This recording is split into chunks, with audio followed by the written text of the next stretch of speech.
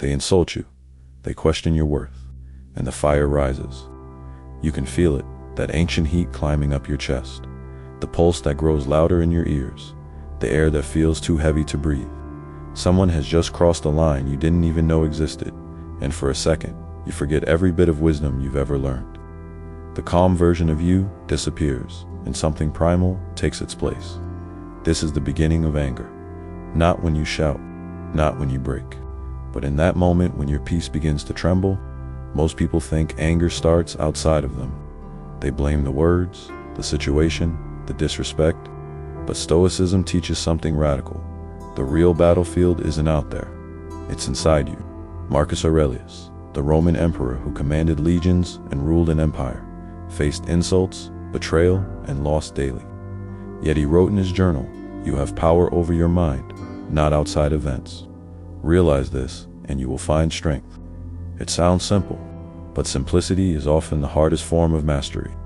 Because when the world provokes you, the natural instinct is to fight back, to defend, to prove, to strike. You want the last word? You want justice. You want the world to feel your pain. But the Stoics knew, every reaction is a choice, and the moment you let anger choose for you, you lose your freedom. Anger begins as a spark, small, harmless, almost invisible. It hides beneath your pride. It whispers that you are right, that they are wrong, that to stay silent would be weakness. But like fire, it doesn't stay small for long. One thought feeds another. One emotion ignites the next, until reason, once your greatest ally, becomes your hostage. Epictetus, born a slave and later one of the greatest Stoic teachers, understood this chain of reaction better than anyone.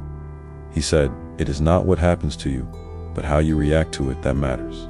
The Stoics believed that anger is not an external force that attacks us. It's a failure of perception. You don't suffer because someone offended you. You suffer because you believe their words have the power to define you. Think about it. If a stranger shouts an insult in a language you don't understand, you feel nothing. But if they use words that hit your ego suddenly, it burns. The difference isn't the sound, it's the meaning you give to it. That is the battlefield of the mind. Every moment of anger is an invitation to fight others or to master yourself. The world tells you to respond. Stoicism tells you to breathe, because that single breath, the pause before reaction, is where your power lives. The Stoics called it the gap, the space between stimulus and response, between the spark and the flame. And inside that space, there's a question waiting to be asked. Is this worth my peace? Most of the time, it isn't. So when the fire rises, when your heart races, and your jaw clenches, remember this: you are not the emotion, you are the observer. You can watch the flame without being burned by it. You can let the words pass through you, like wind through an open window. You can remain still, and in that stillness, find the kind of strength that no one can provoke. There's a reason Seneca called anger a brief madness. He wasn't exaggerating, he was observing human nature. Anger makes the wise forget wisdom. It makes the calm tremble. It turns a moment of irritation into a lifetime of regret. But Seneca didn't just diagnose the disease, he offered a cure. One word long: delay. He wrote, "The greatest remedy for anger is delay." Delay is the Stoic's hidden weapon. It's the silent armor between provocation and reaction. The second you feel the storm rising, you don't fight it. You step back. You wait. You let time do what reason cannot do in haste. Because no fire burns forever unless you feed it. Most people think strength is fast, quick answers, quick replies, quick revenge, but Stoicism sees strength differently. To pause when the ego screams for reaction, that's power in its purest form. Imagine this: a soldier stands in the rain, unmoving, while arrows fall around him. He knows that flinching won't save him, discipline will. That's what the Stoic does with emotions. He doesn't deny the storm, he endures it. You might think silence is surrender, but silence, chosen consciously, is a blade sharper than words. When you delay, you're not running from the emotion, you're watching it unfold. You're allowing the irrational to exhaust itself before you act. Seneca wrote that anger burns brightest at the start. If you wait, even briefly, its energy collapses under its own weight. This is the Stoic key. You don't need to suppress emotions. You only need to outlast them. Think of modern life. Someone cuts you off in traffic. A message arrives, soaked in sarcasm. Someone misjudges you online. The reflex is instant. To respond, to correct, to strike. But if you wait 10 seconds, just 10, you can feel the wave peak, and then begin to fade. The Stoics trained for this. They practiced anticipation, premeditatio malorum, the premeditation of troubles. Marcus Aurelius began his mornings writing, "Today I shall meet people who are meddling, ungrateful, arrogant, deceitful." He expected irritation, and by expecting it, he diffused it before it arrived. It's like meeting the storm, knowing it will come. You close the windows, you light the candle. You wait for the thunder to pass. When you stop being surprised by human behavior, you stop being controlled by it. And here lies another part of the Stoic key, perspective. When anger flares, ask yourself, will this matter in an hour, a day, a year? Zoom out far enough, and every insult shrinks into silence. What feels unbearable in the moment becomes invisible against the timeline of your life. Epictetus would remind his students that we suffer not because of events themselves, but because of the stories we attach to them. The story of injustice, the story of disrespect, the story of me versus them. If you can rewrite that story, you can rewrite your emotional destiny. So delay before reacting. Breathe before speaking. Zoom out before judging. That's how the Stoic key turns fire into clarity.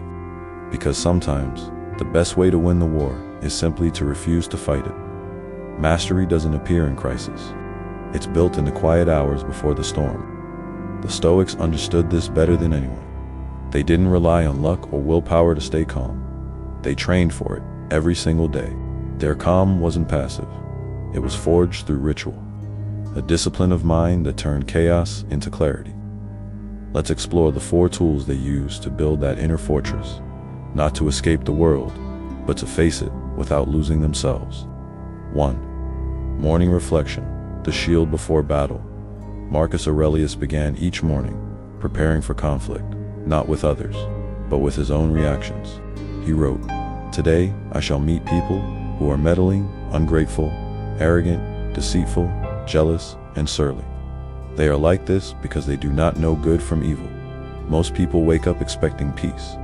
The Stoic wakes up expecting challenge, because when you expect resistance, it no longer surprises you, and what doesn't surprise you cannot control you. So before the day begins, pause. Close your eyes, remind yourself that chaos is normal, that offense is inevitable, and that your peace is your choice. This reflection becomes armor. Every insult that follows in the day simply bounces off. 2. The pause training the mind to obey. Seneca wrote, "Anger, if not restrained, is more destructive than any enemy." He believed restraint wasn't weakness, it was strategy. When anger rises, count to 10. If it burns hotter, count to 100. To the impatient, this sounds childish. To the disciplined, it's sacred. Because each second of delay creates distance between emotion and action. And in that space, reason breathes again. The pause is not silence, it's command. It's you reminding your mind who leads and who follows. The pause transforms a victim of emotion into the observer of it. And that simple act, waiting, turns chaos into clarity. 3. Evening journaling, the mirror of the mind when the world goes quiet, and the fires of the day begin to dim. The Stoic picks up his pen. Seneca wrote letters to himself every night, not for others to read, but for his own correction and calm. He would replay the day. What did I do well? Where did I fall short? Where did anger, pride, or fear take control? This is not confession, it's recalibration. Writing is the act of turning emotion into structure. It forces the storm into sentences. And in that translation, chaos loses power. Try it tonight before sleep. Write one sentence. What emotion ruled me today? Awareness is the beginning of mastery. 4. Perspective, the Stoic telescope. When something upsets you, lift your mind above it. Marcus Aurelius often visualized himself floating above the earth, watching cities, people, and lives moving like ants below. From that height, his anger dissolved. Ask yourself, will this matter in a week, in a month, in a year? Almost nothing does. When you zoom out, the sting of the moment shrinks, and suddenly, what once felt unbearable becomes almost absurd. Perspective kills anger by revealing scale. It reminds you that you are a traveler in time, and this small irritation is a grain of dust in eternity. The Stoics built their calm one habit at a time: reflection at dawn, patience at noon, writing at night, each act a quiet revolution against chaos. Because self-control isn't built in the explosion, it's built in the pauses between them. And with each ritual, you build the same fortress. They built a fortress that cannot be shaken because it stands within. Imagine a man standing in a crowded market. Someone shouts an insult. A crowd gathers, expecting a fight. But he doesn't move. He doesn't speak. He simply looks at the one who mocks him and smiles faintly. The crowd grows restless. To them, silence looks like defeat. But the Stoic knows something they don't. Silence is the highest form of mastery. Transformation doesn't happen in comfort. It happens in conflict. In that split second when you decide whether to burn or to breathe. When you stop reacting, people will misunderstand you. They'll call it weakness. They'll call it arrogance. They'll say you don't care. But they don't see the battle within the fire that once ruled you, now tamed into a steady flame. Epictetus said, "No man is free who is not master of himself." Freedom doesn't mean doing whatever you feel. Freedom means not being a slave to your feelings. You stop fighting for the last word. You stop seeking revenge. You stop needing to be understood. And what replaces all that noise is something quieter but infinitely stronger: clarity. The Stoics believed that every emotion could be transmuted, not destroyed, not suppressed, but redirected. Anger, when mastered, becomes focus. Fear, when faced, becomes courage. Sadness, when accepted, becomes wisdom. That is the alchemy of the Stoic mind. Not denial, transformation. Imagine fire again. Uncontrolled, it consumes everything in its path, but guided, it forges steel. The same energy that once burned, you can become the energy that strengthens you. When you start to control your reactions, you begin to see how much energy you've been wasting. Arguing, defending, proving, explaining, each one drains your peace. Now, you channel that energy inward into building discipline, patience, and understanding. You don't suppress the fire. You learn to hold it without being burned. Marcus Aurelius, Emperor of Rome, had more reason than anyone to be angry: betrayal, corruption, war, loss. Yet in his private writings, he didn't rant.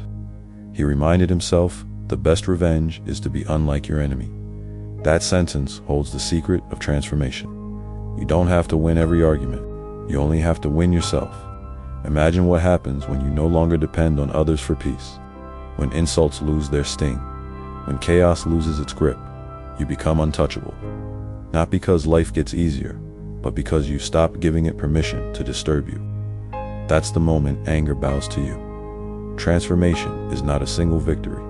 It's a daily practice. It's choosing silence when words would wound. It's breathing when the world demands reaction. It's letting go when the ego wants to hold on. And every time you do, you forge a new layer of inner armor. You realize that stillness is not emptiness, it's potential. It's energy waiting for direction. It's the space where wisdom is born. The Stoic doesn't escape life. He absorbs it, filters it, and returns it purified. When you reach that point, anger no longer commands you. It becomes a signal, a reminder of where work is still needed. And in that awareness, you find something stronger than control. You find peace. There comes a moment, quiet, almost invisible, when you realize the storm no longer frightens you. You hear the thunder. You see the lightning. But it no longer owns you. You've seen this storm before. You've survived it 100 times. And now, you simply stand in the rain. That is the quiet victory of the Stoic. Not dramatic, not loud, but eternal. Once, you would have fought back. Every slight, every comment, every misunderstanding. You would have raised your voice, burned bridges, defended your pride. Now, you smile instead. You breathe. You let the noise pass. And in that breath, you realize what you've been chasing your whole life wasn't justice, it was peace. Because anger never protected you, it only exhausted you. It promised strength, but delivered regret. Stoicism doesn't remove emotion, it refines it. It teaches you that stillness isn't apathy, it's precision. It's the ability to act when it matters, and to let go when it doesn't. Marcus Aurelius once said, "Waste no more time arguing what a good man should be. Be one." Those words become your compass. You no longer need to prove who you are. You live it quietly, consistently, deliberately. When someone mocks you, you don't react because you no longer need their validation. When someone disrespects you, you don't seek revenge because their chaos is their prison, not yours. You start to see how most people are trapped in loops of reaction. They mistake noise for strength, anger for courage, volume for power. But true power makes no sound. It doesn't shout. It doesn't seek an audience. It moves like a shadow, steady, certain, unshakable. There's a passage in Seneca's letters where he describes the wise man. He is calm in the face of misfortune, unshaken by insult, and serene amidst chaos. That serenity is not ignorance, it's wisdom in motion. When you stop reacting, you begin to see. You see how temporary every emotion is. You see how short life really is. And you see that peace is not found, it's built. One breath at a time, one pause at a time, one act of restraint at a time. Think of all the moments in your life when you lost your temper. Did it ever truly make you stronger? Did it ever give you peace? Anger may win arguments, but stillness wins time. And time is the most precious victory of all, because with time, you gain perspective. You heal, you grow. The Stoics understood this timeless law. You can't control the world, but you can control your response to it. And in that control lies everything. So, the next time you feel anger rise, don't see it as failure. See it as a teacher. It has come to show you where you are still vulnerable, where your peace still has cracks. Welcome it. Observe it. Let it speak, then let it go. Because every time you choose silence over rage, you polish the mirror of your mind. You become less reactive, more deliberate, more free. That's the quiet victory, when peace is no longer something you chase, but something you embody. Final reflection between the trigger and the reaction. There is a breath. That breath is your fortress. That breath is your freedom. Don't argue, don't react. Just breathe. Because when you master that, you master yourself.